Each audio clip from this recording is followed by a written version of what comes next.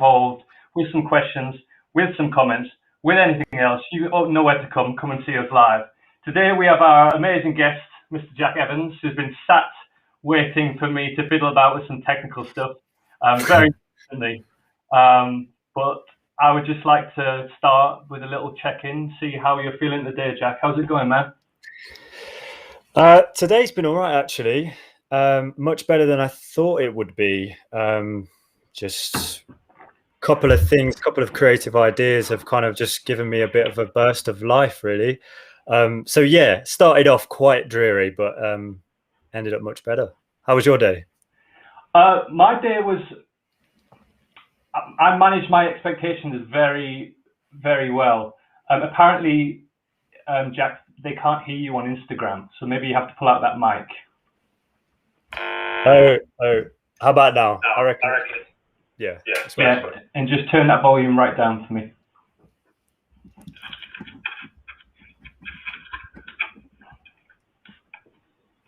There we go. This is as low as it can be.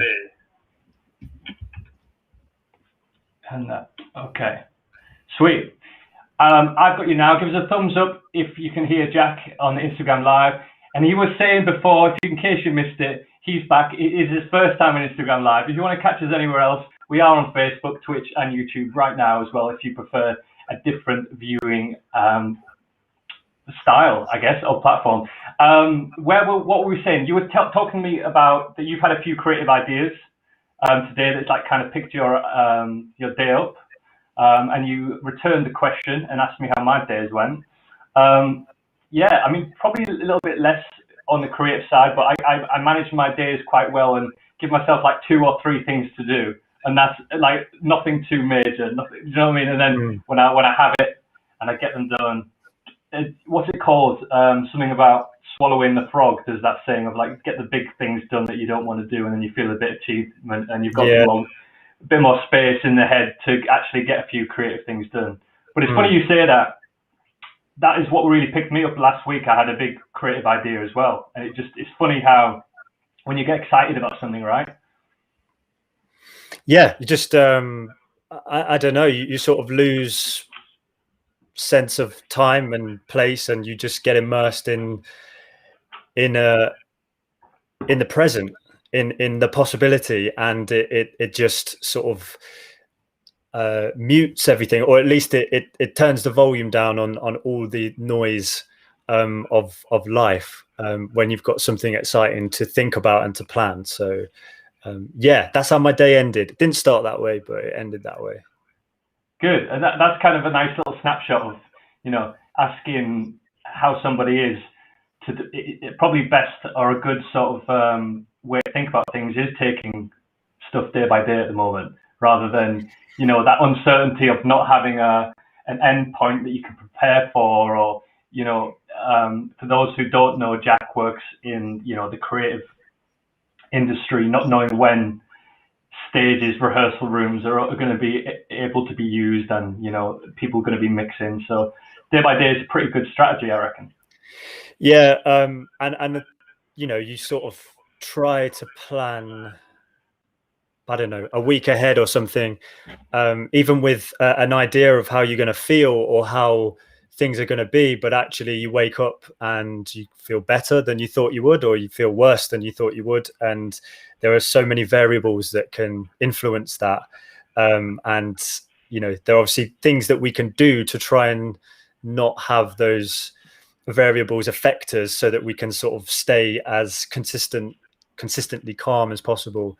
And today was one of the good ones where, you know, it was a Monday that I wasn't looking forward to, and turned out to be really good. So yeah, that is good to hear. And before we get into maybe some tips and tricks, or what you mean by that, as in what things you can like quantify or that help you, and the word you used was like staying calm.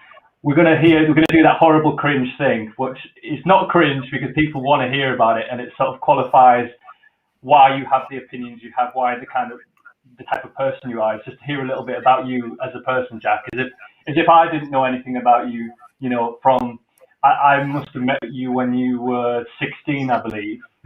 Yeah. So that's a long time ago. I just turned 30, so that's a long, long time ago now. So just talk us through maybe a little bit before that, your upbringing, what you how you spent your time as a child, what you wanted to do, and then maybe how it panned out differently or the same as what you had in mind. So I try and distill it as much as possible. I grew up in the Midlands. I was like in a really well brought up family, close knit. Didn't really suffer any childhood trauma of anything, so I was very lucky in that sense. We sort of socioeconomically lower middle class, but very much working class values. So you can imagine the sort of the not the ideology, the sort of mantras of man up and toughen up and soldier through. They were the type of things that sort of instilled a resilience in me that I'm happy to have.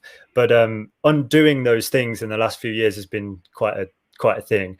I had the sort of typical struggle with being a dancer and being at school and navigating around bullying and being fortunate to be all right at sports. So that kind of got me on side with some people. And yeah, like you said, at 16, I moved down to London and went to Bird at the same age as you, I think I am. But I obviously did the foundation year, which put me a year behind you. Yeah, did a foundation, trained. I was very lucky to have performed in some big shows, and now I'm on the other side of it as I guess the umbrella term is creative teacher, choreographer, director, producer, right? All those things that you have to do, that you have to hustle with to try and make your projects a reality. Yeah, was that enough? Yeah, of course, that's more than enough. But also, okay. don't feel like you have to rush through it either. You know, we can take as much time on any individual thing. So when it's interesting that you said that sports helped. Do you think that's just because it's just accepted, right? That those terms that you're talking about manning up and stuff, being good at sport, is just something that's expected of a bloke, or maybe a. Yeah, I think so. But also, I mean, you'll know, we were at school just before the talent shows really hit, so there was no real frame of reference, at least in my where I grew up, about what dancing is. You know, it's like, oh, you dance, but what do you do? And you can't, and it's very hard to tell somebody that's never seen dance in any way, for the most part, before, what jazz is, or what, do you know what I mean? Like, without sort of saying, oh, I do ballet, I do everything, I do ballet, modern, tap, and all of that stuff.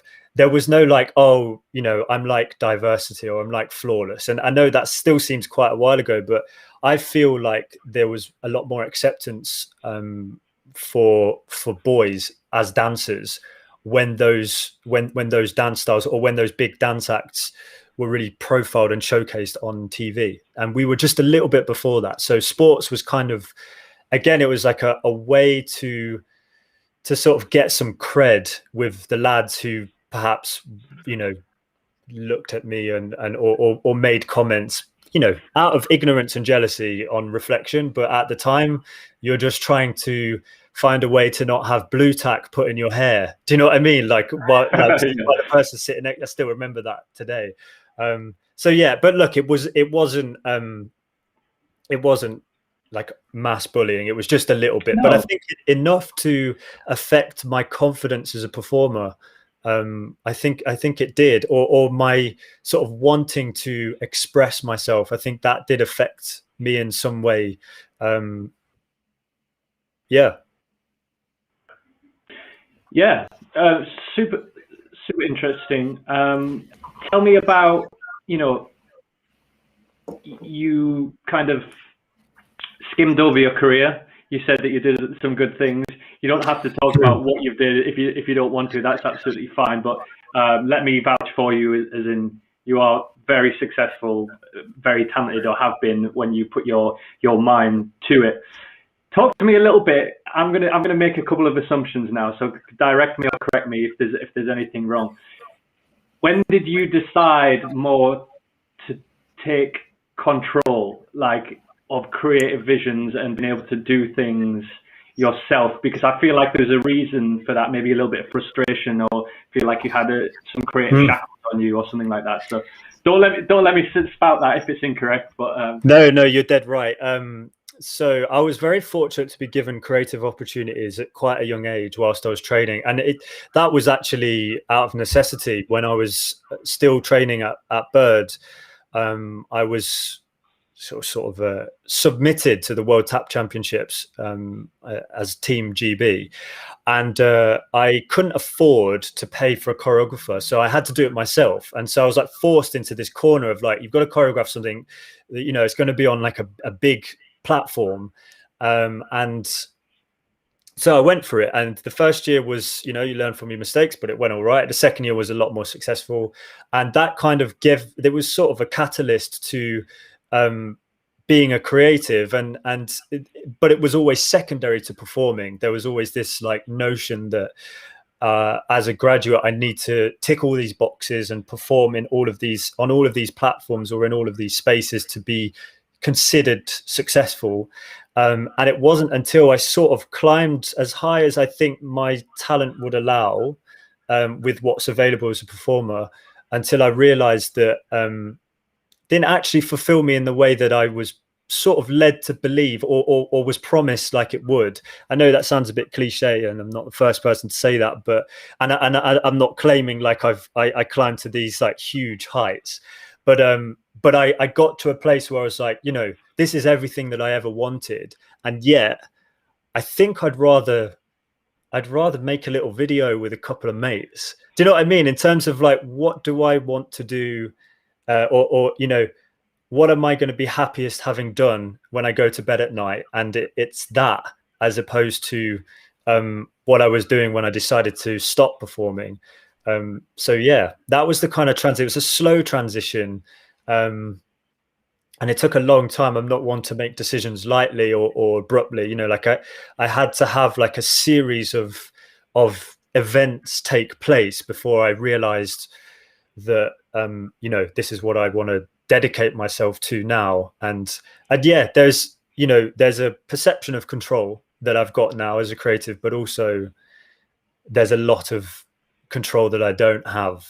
And, you know, especially when you're trying to increase scale or platform or progress in a much more professional sense, which costs money. And do you realize that there are lots of holders of keys that you then have to try and access and stuff like that? Yeah. By like learning your own skills, knowing the right people, like money, for example, is one of them. There's like lots of different facets that you have to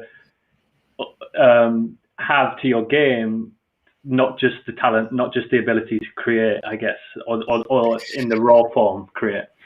Yeah, I think I realized that the actual making of something, you know, when you're essentially a producer as well, especially at the sort of level I'm at, I have to produce all my stuff too.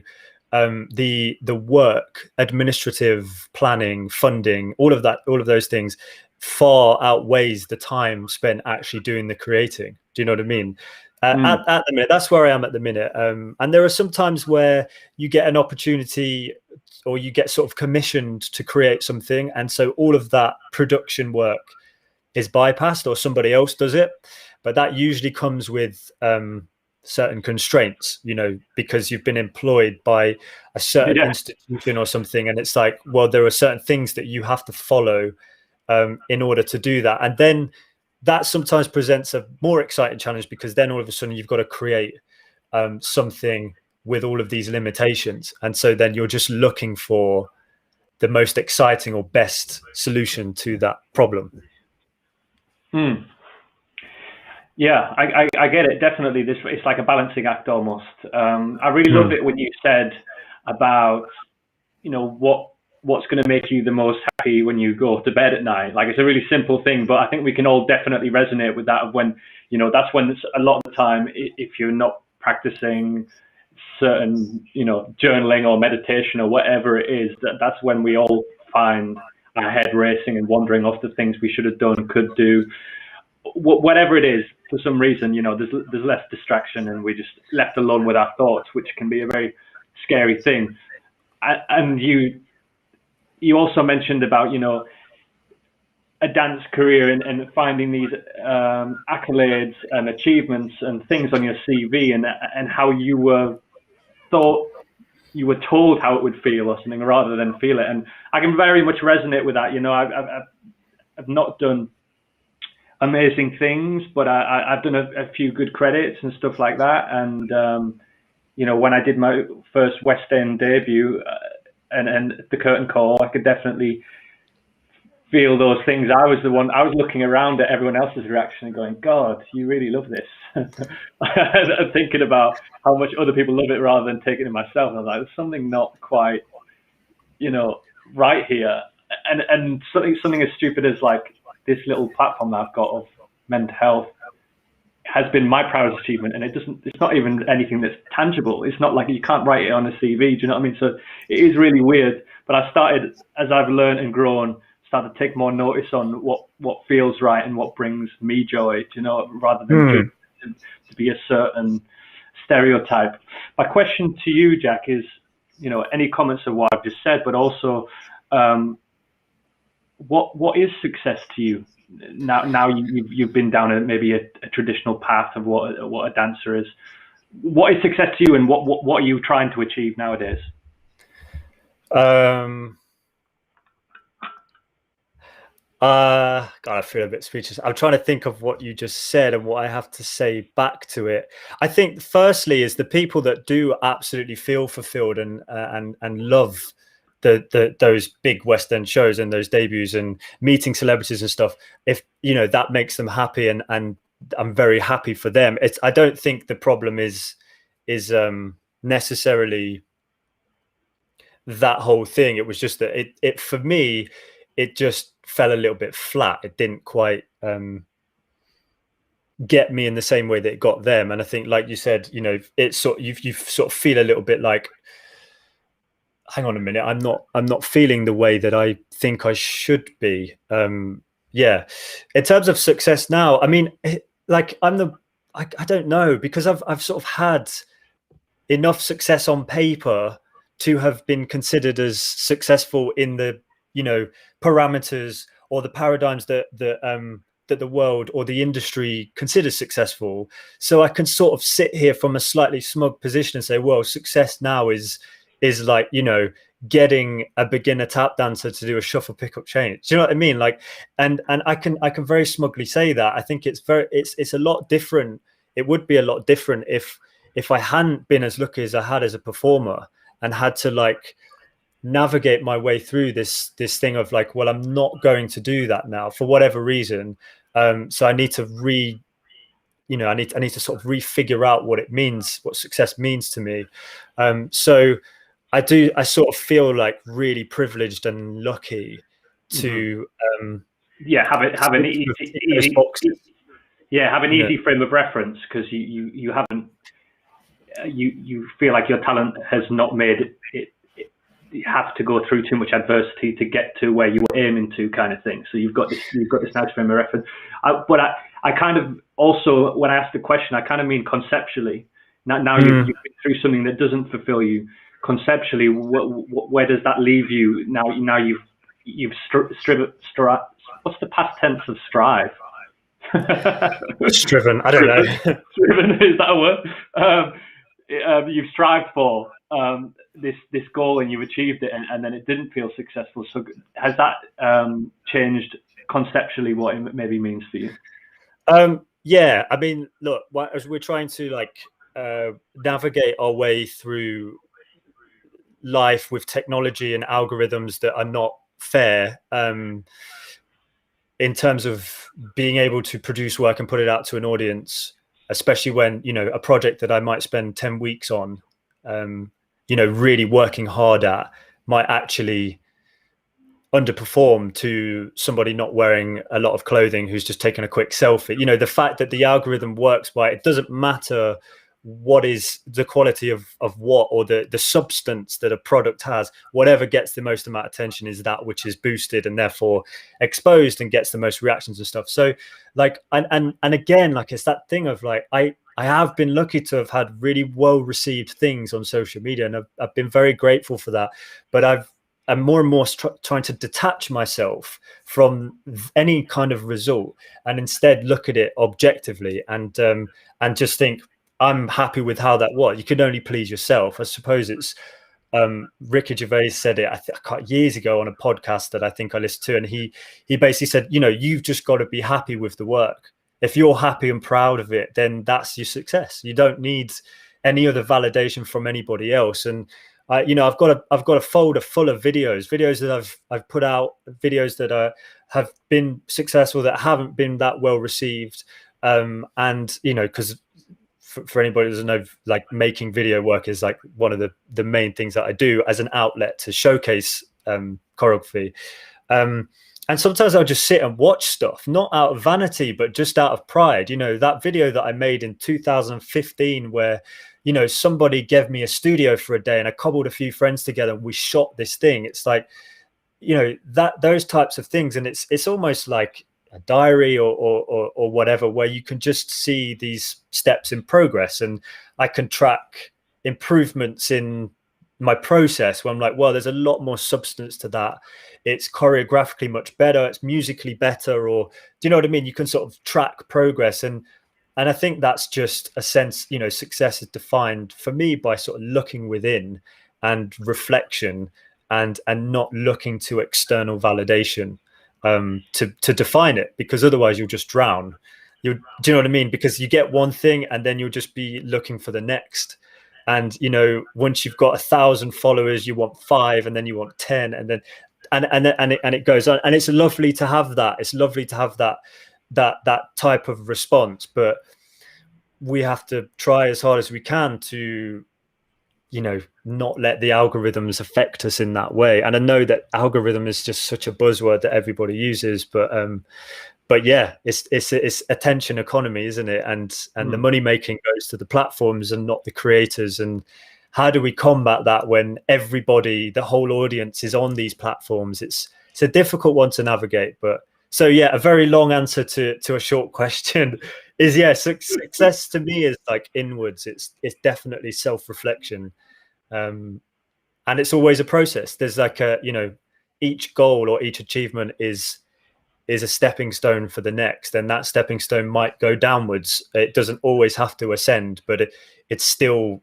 to carry on with the metaphor, you're just paving your way through the 80 spins that we get on this planet, if we're lucky.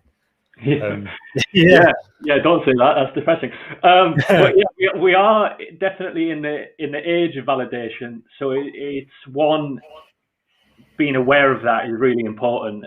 That awareness is massive, and I think that what you described is quite beautiful in the purest form, really. As long as you're happy with the work, and if you're not happy with it, then that's great. You know where to improve, and you know what to better next time. And it's just really interesting that you excused yourself as well, as in, like, looking back at your own work, it could be perceived as vanity, and I understand that, why you would say that, for sure.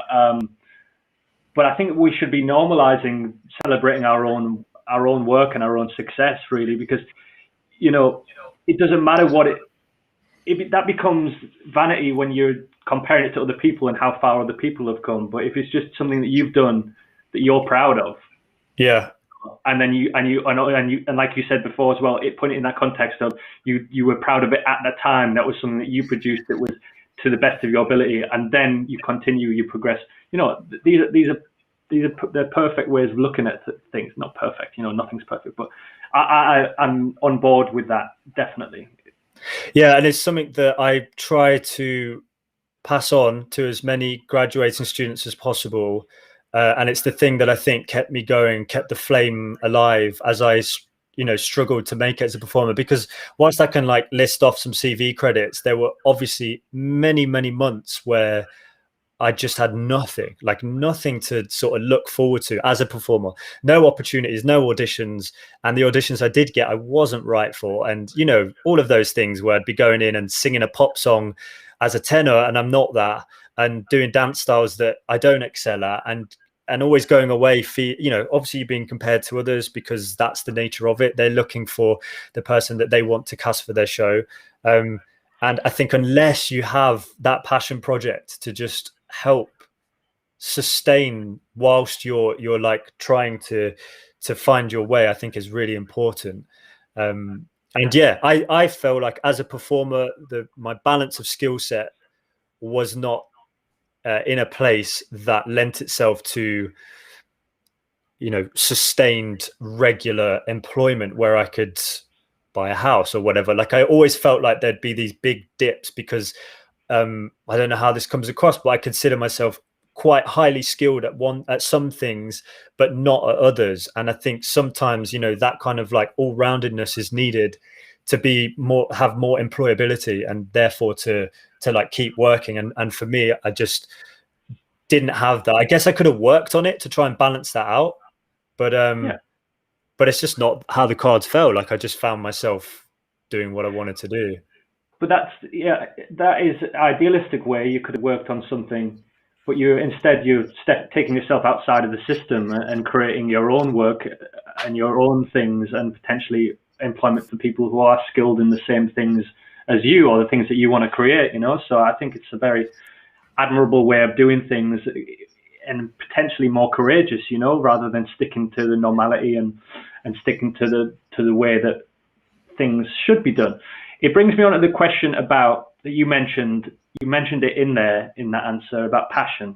And passion, I've learned from speaking to a lot of people, really helps with, identity and purpose and these really hard concepts that we hold dear as humans.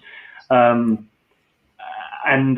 what you explained in different words is basically that you're not the sum of your achievements. You're not your CV. That doesn't validate you as a person. Lots of other things, outside of a specific industry make you a well-rounded human, not just a performer.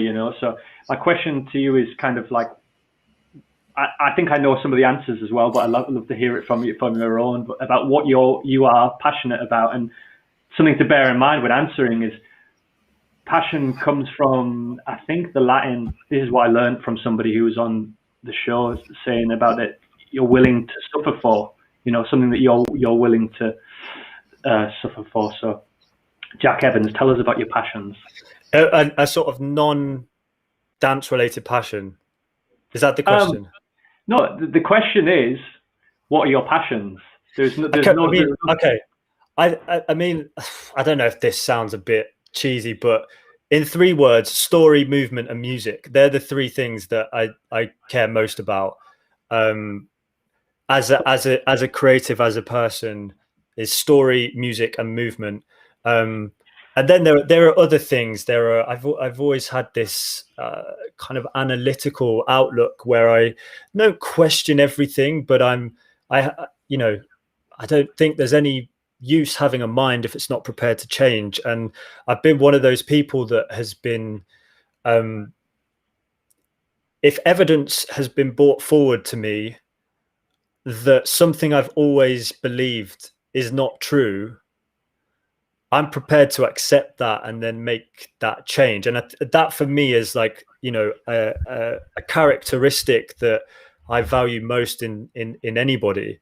And I suppose it's worth mentioning veganism and how that came about. I mean, it was somewhat romantic at first because I was basically trying to go on a date with a girl and the question came up. She's my girlfriend now of like 5 years, and it came up. I was eating meat. I was quite a bit of a gym rat, and she was a vegetarian all her life. And she's, we started talking about it. I started to rile off some nonsense about amino acid profiles and stuff that is just pseudoscience and stuff. She sort of, I think she sent me a picture of a gorilla and said, explain this. One of the biggest, strongest animals on the planet who eats plants.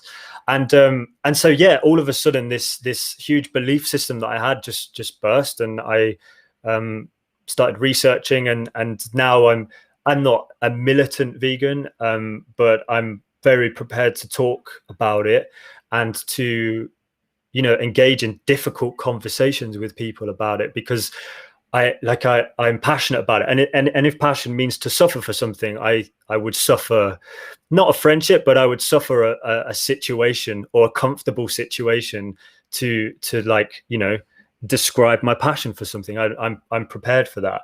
It, unfortunately, in this instance, the topic always comes up around the dinner table, which is the wrong time to talk about it. Do you know what I mean? Because the last thing you want to do is make someone feel bad for what they're eating, or to sort of like try and tell them that it's not very healthy or it's not very good for the planet and things. So yeah, the topic doesn't come up much, but I would say that that's something I'm very passionate about. But yeah, again, is that more based on you know, a lot of people are vegan and use that word for different things and for different reasons, you know, because it was a new belief system back then, which was 4 or 5 years ago, 6 years ago, something like that.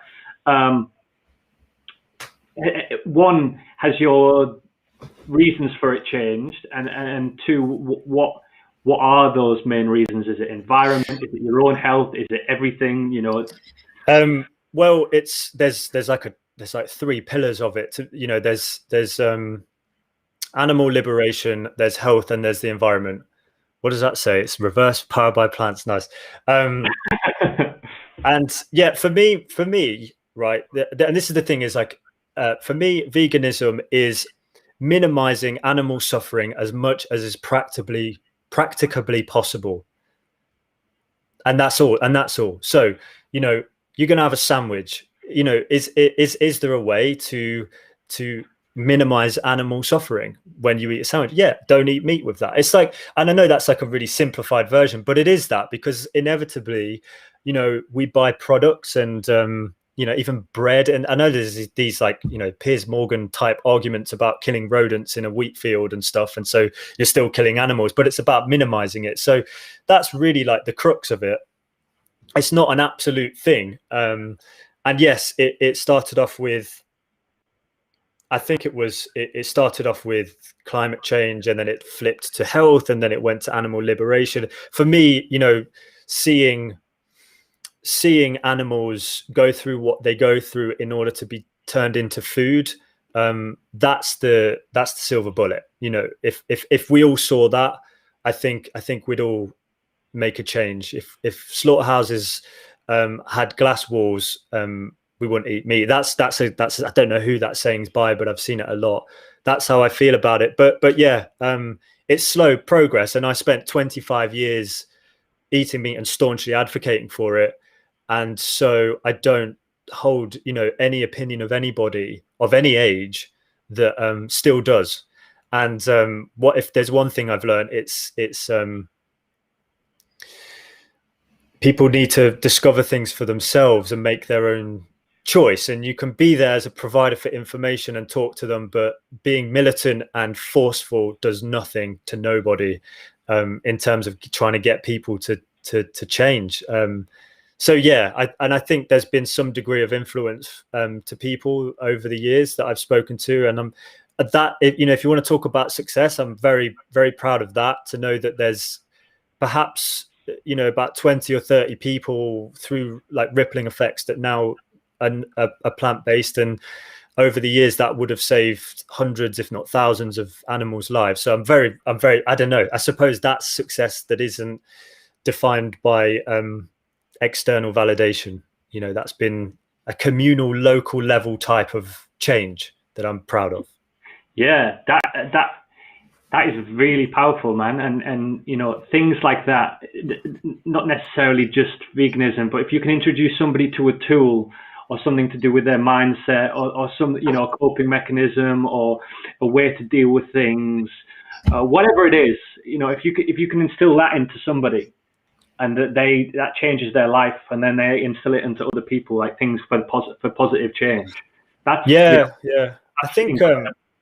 I think teaching's really, really highlighted that for me, because at first it was a bit of a means to an end. Selfishly, it was a stepping stone. It was, you know, what is the transition from performer to fully employed regular professional choreographer. You got to teach, you got to earn your stripes and do your hours and figure out how to go from being able to showcase a skill to transferring it to another person. How do you distill information and make it palatable and digestible for somebody else? Actually, just on a side note, Elon Musk talked about this, about an idea and how we essentially compress it, convert it in order to communicate it. Then once it's received, it's unpacked and like unzipped, as it were. And so, whilst he figures out how we can share ideas through, implants or whatever, I have to think of what's the best way of compressing and translating information so that it can be received in the best way possible. I feel like that's a skill. But anyway, teaching is what started off as being a sort of means to an end. Maybe I'm lucky enough to have got on the property ladder. It's a stable income. Very, very lucky that it's helped me survive the last year. But I've seen what things do, what words can have, what effects they can have on students. And that might just be a general note. It might be encouragement. And I think I don't always recognize what I've said to people, but I recognize what other teachers have said and how that's influenced them in my class and stuff like that. So without sort of, tracking it or anything, it's something I've recognized is that this we can really change somebody in a single sentence if it's said at the right time. Doesn't necessarily have to be the most literate or artistic or thoughtful thing. It's just all about timing and sensing the tone. And I realize now more and more that teaching or choreographing or directing is essentially being like a thermostat. You've got to set the temperature of the room so everybody's comfortable, and therefore you have to be a people person. You have to figure out what people need, and that's enough or that's too much, and is everybody okay? And at least I think that's what creatives should be doing. They shouldn't be ruling with an iron fist and saying, this is the way I want it, conform to me, because you're just not going to get the best out of your performers or students. Yeah, I think what you said, timing is a very interesting one, and then like that kind of outweighs how profound something is. You say, if it's people, if just mirroring with the sort of plant-based thing, people are going to need it at their own time, and at their own degree. As a creative, then, I mean, I have my own opinion of it, like that it is like coaching a team, and that's the hard part about it, is that you're dealing with multiple people who are individuals and they learn, love in different ways. What are the challenges that you've faced or overcame or improved skills in when it comes to taking on a whole class of people, taking on a whole group of people to choreograph with? They're all individuals, right? You can't tar them with the same brush or give them information in the same way. Yeah, exactly. I think it's empathy. It's understanding that characteristics and behavior, not necessarily that they can all be explained away, but there's always a reason. There's a reason why this person is always late, or there's a reason why their attendance isn't great, and there could be a problem that needs addressing, as opposed to they've got this innate problem with them that can't be changed. And I think only like I said, like I've not been privileged. I'm not in the sort of top 1%. I think everyone in this country is in like the top 10% around the world. But I've been lucky enough to not have had substantial trauma that has affected my behavior in a noticeable way. So if I was to judge everybody on my experience, then I could say, well, you're just being lazy, and you're just you're just not bothered, and do you know what I mean? And it's like a development of empathy and realizing that, hey, they've been through something. Obviously, like the older I get, the more stuff happens, and the more trauma I do eventually go through, which I have recently, and the more I sort of realize what grief is. And, you know, God, if somebody went through something when they were 8 years old and had so much grief and maybe they couldn't fully address it, and that could explain why there's a particular behavioral trait in them now. So yeah, when it comes to like the classroom or a rehearsal, without like asking about their life story, you just assume that if there's a poor behavioral thing about somebody, that it's not out of ill will. They're not, you know, they're not bad people. There's probably a reason for it, and you should do your best to try and encourage and nurture them to feel better and more comfortable, I think. But yeah, I think it stems from empathy. I think so. I think that's a perfect answer that I agree with anyway. Personally, is empathy is definitely you know, an answer to a lot of problems. You know, it's kind of a key to open all doors in some respects. Do you think that it's important then, if you're talking about empathy, is it important to create spaces and permissions for people to be able to express themselves that can maybe help you identify, you know, the answers to these problems, if you understand? Yeah, and I again, like, I was very lucky enough to, so I've been teaching at Bird College full time for about this is my 3rd year, and in the first 2 years, about 60% of what I did there was creative projects. And there's really no sort of strict thing that you have to do, you have to follow in order to make these projects. It's open to me. I get set this thing of like, you need a 12-minute piece ready to go in the theater. You've got 8 to 10 weeks to do it, and that's it. And so, like I said, I could go in and rule the 9 fist and say, this is what I want, and make people conform to it. Or we can sit in a circle, break down hierarchies. I will admit that I will have the worst opinion, like I'll have the worst suggestion. You know, I'll say the stupidest thing, and anyone can say anything. Do you know what I mean? And like, you just build things up that way, and you make it community and collaborative, and people have poured in aspects of themselves into these projects in ways that they may not have done with somebody that was perhaps a bit stricter. And again, like, I feel lucky to have been given the opportunity to figure that out. And I think if I didn't have that particular job and I was just teaching class, maybe I wouldn't have discovered that, because, you know, teaching a genre, or teaching a technical genre week in, week out, so a lot of the time for me, I feel compelled to like, you know, meet all of these requirements in terms of providing training. Whereas when it's a creative thing, because there's no expectation other than a time limit and a frame of a time frame to make it can be anything, and therefore we can explore things, and it turns out how it turns out. So yeah, creating space is definitely something. It's very difficult to do at the minute on Zoom, but you know, maybe 5 minutes in a class of just personal interaction, stripped away from training and discipline and all of that, could change somebody's approach to the training and the discipline stuff. So yeah, it's been really interesting. I don't think I don't know if any students or ex-students I've taught are watching, but I don't know if I come across as having this sort of thought, because I know that I'm quite not vacant, but I don't really like express much in like the way that I talk, or like my reaction. I'm quite like shielded off, and but it's definitely what goes on in my mind, you know, and it's really fulfilling to see somebody who was perhaps quiet or didn't know they had a creative spark to grasp a moment and like flourish. It's great.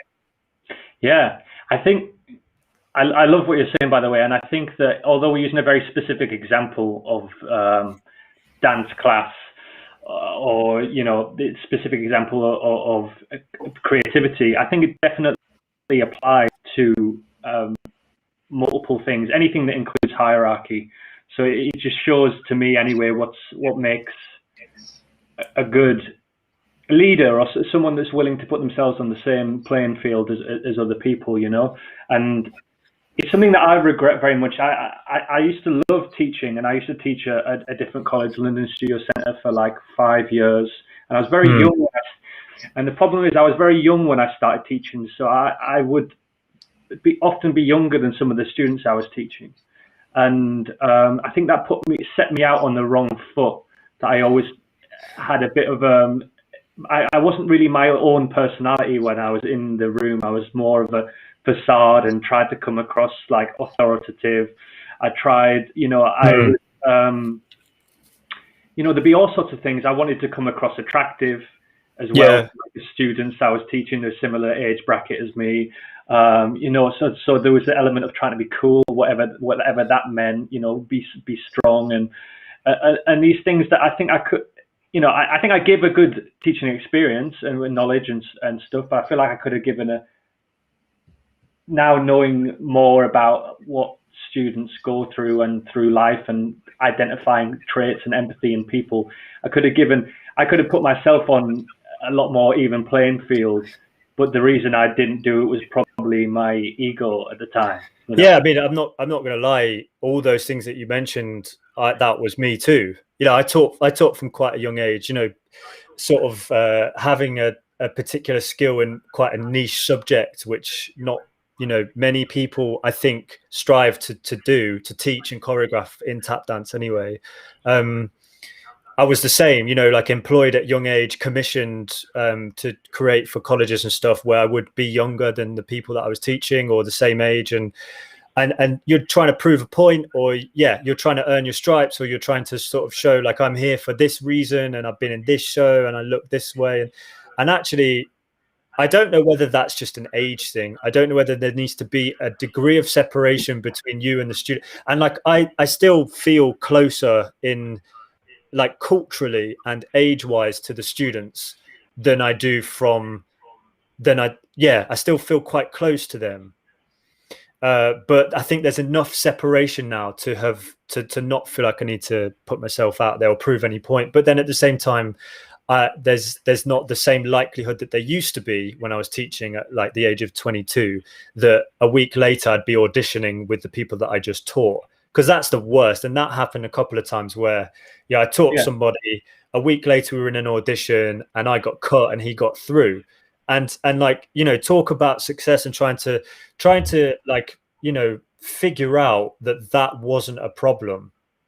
And actually, whatever that person might have thought about the fact that they've just got through over their teacher, that's their business and not yours. Do you know what I mean? Like and it's funny that it didn't matter that I'd done a couple of shows before that. That didn't matter. It was like the here and now, you're only as good as your last audition. All of that nonsense it really took over me. And like I said, you've got to, for me, it was reading. I discovered reading and I think podcasts as well, those two things, but mainly reading, that like opened my mind up and took me out of this box that I was in, and developed empathy and realized that actually teaching is much more than just, proving that you're eligible to be in. Really a student should just trust your credentials just because they've been hired by the institution that they're training at to teach you. The teacher doesn't have to do anything else. They don't have to prove anything else. Like, I'm here, I'm employed, I'm hired to teach you, and that's enough. That's enough credentials that you need, surely. It's very interesting you say that, man, because that was one of the main reasons that I stopped enjoying dancing and teaching was because of being in the same room as some of my students. Not having the emotional maturity to not let it affect my confidence or the projection of myself that I thought I was, or that I wanted them to think that I was. That was a really tough ask, to deal with that. And it's the most bizarre environment, and I think I don't think many people do it. I don't know how that's sustainable to do that, to teach and to audition at the same time. I don't know. It's a very, very difficult one. What other, industry or discipline or whatever in the world does that, where a teacher is up against a student, and do you know what I mean? It's sort of, and also not judged on skill, because auditions are rarely about skill, they're about castability. I mean, obviously there's a degree of skill involved, but you know, I'm 6'4", and if a student that I taught is 5'9" and they're looking for someone for 5'9", it doesn't matter on skill, I'm getting cut. Do you know what I mean? But it's like it's there's still this I suppose element of judgment on skill, regardless of those things, which are clear but perhaps not spoken clearer about. Yeah. It is interesting. I think it does have implications in everyday life, you know, like people who climb up hierarchies in, say, in a corporate environment. Someone might be a really great salesman, and they make their way up through the ranks. And, you know, the next step, I spoke to some of my friends who work in corporate, you know, they become managers and become management to people. It doesn't mean they've got good management skills. They're not good teachers. They're not good conference. They're not good mentors. And they've maybe leapfrogged some people that have those skills just because they've nailed some sales, you know, and they've got the skills that make them a good salesman. You know, you might have, and it's interesting you say about trusting the establishment that employs teachers, but that could be, you know, that could be interesting as well, because I know that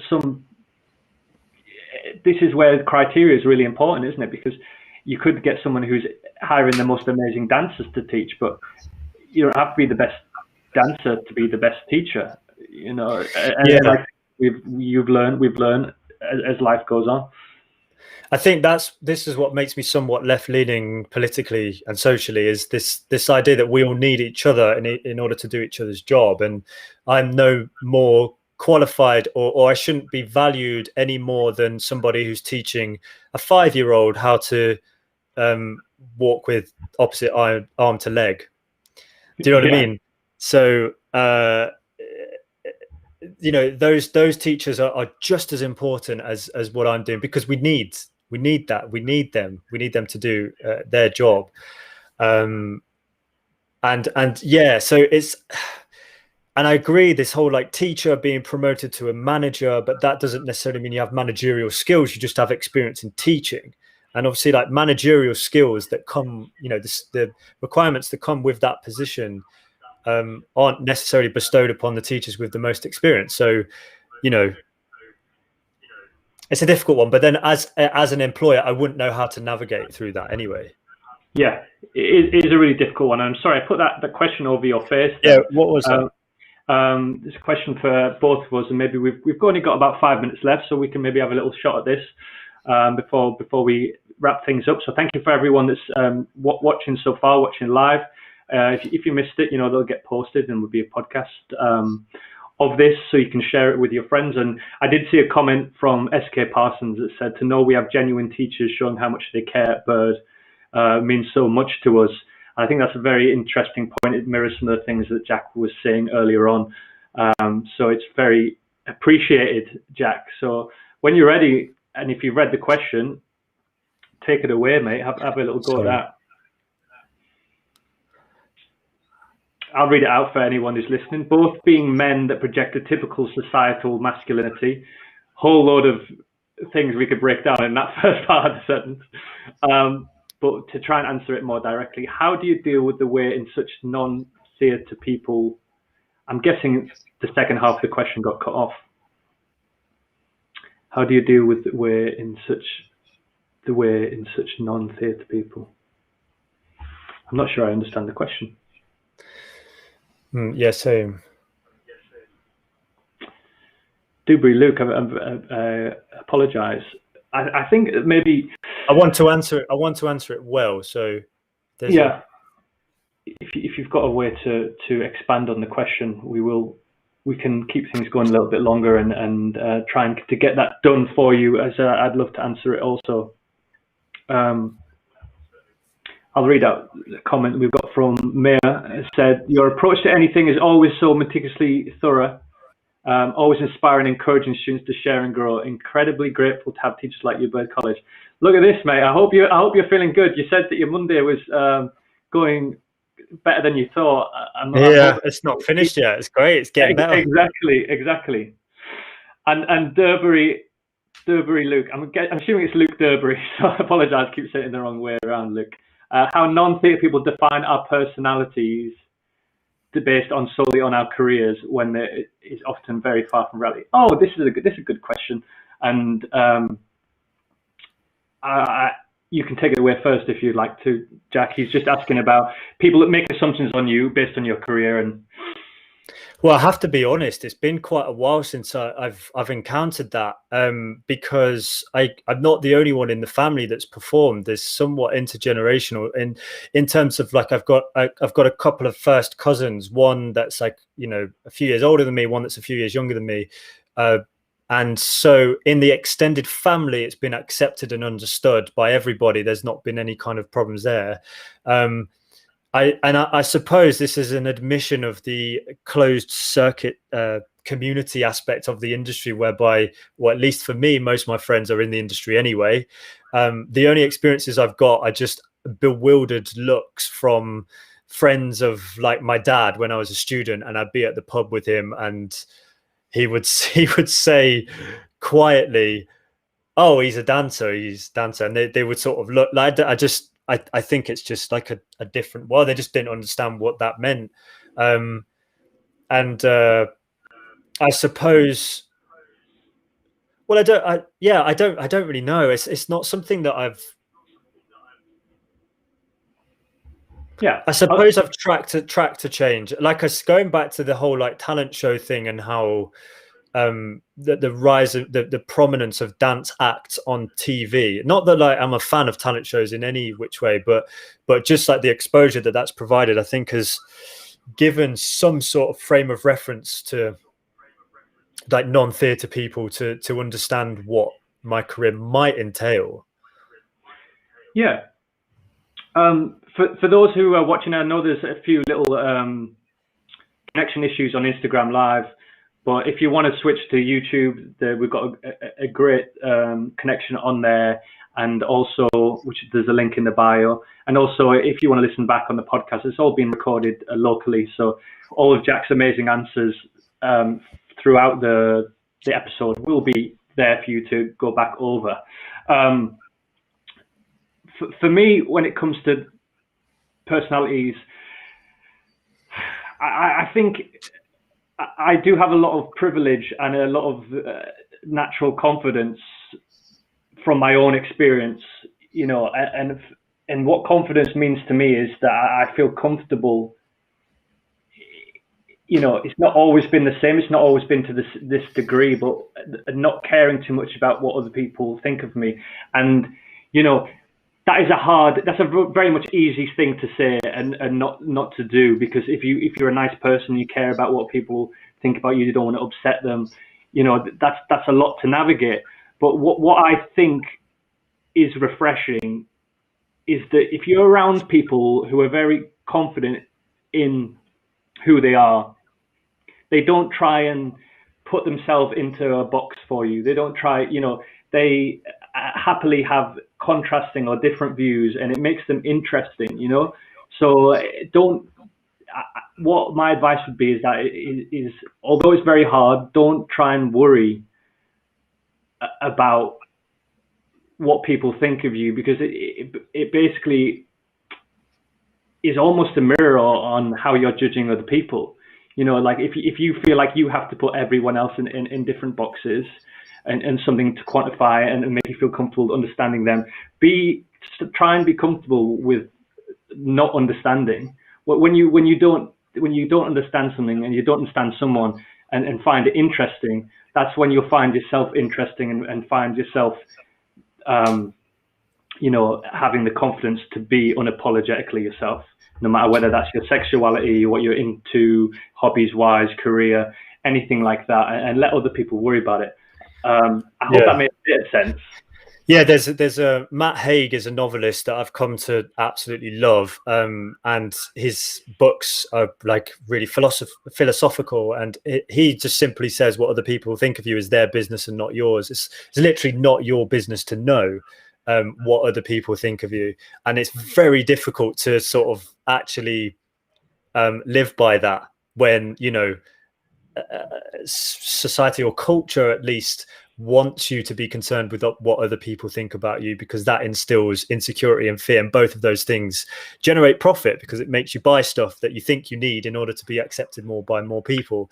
But in terms of like, I don't know if it's an age thing. Like the longer I've been alive on this earth, and the more people that I've met and have come to accept me, and the maybe the clashes that I've had, the more friendships that perhaps part ways or form, it's just, you just realize that people are different. And if someone doesn't like what you do or thinks it's weird or calls you names or whatever, it's their business. You know, it's their business, and you just let it wash over you, because there are plenty of people that love what you do and you know, love everything about you, and you just want to find more of those people, spend your time with them.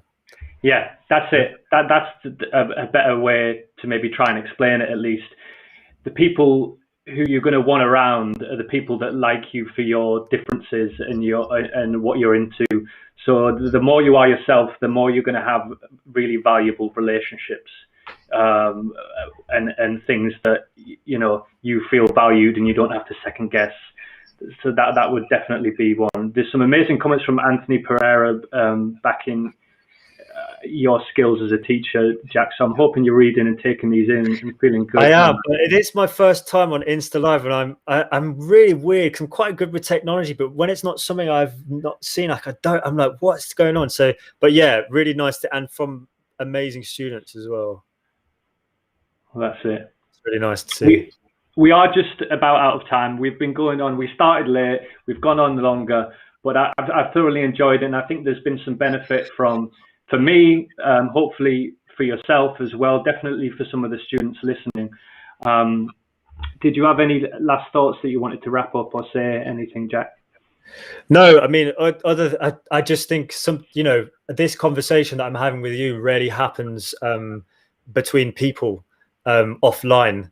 And sometimes I think, you know, the reason why I said yes to doing this is because I knew that it would be beneficial for both of us to have this conversation. Do you know what I mean? Like, and I'm grateful that people have watched and have enjoyed it. And thank you for doing that. And if there's been anything valuable from it, I'm glad. But really, selfishly, you know, being able to talk to you in this way has been a great practice for me to unload and to try and articulate and to try and, like, you know, understand my own thoughts and get feedback from you. And I think these types of conversations need to happen more offline as well. Do you know what I mean? Between friends, how are you doing? What do you want to do? Do you know what I mean? I think we're so concerned with, like, I guess, like,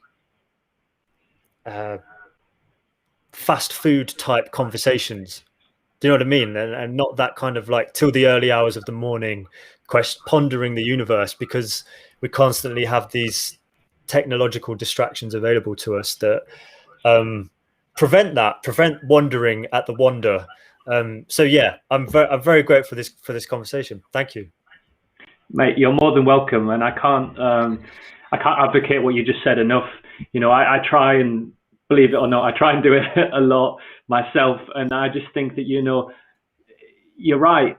There's nothing wrong, no matter who you are and who you speak to and who your friends are. Like, when was the last time you had these conversations with your own mum and dad? When was the last conversation you had this with, you know, your best friend that you've known for years?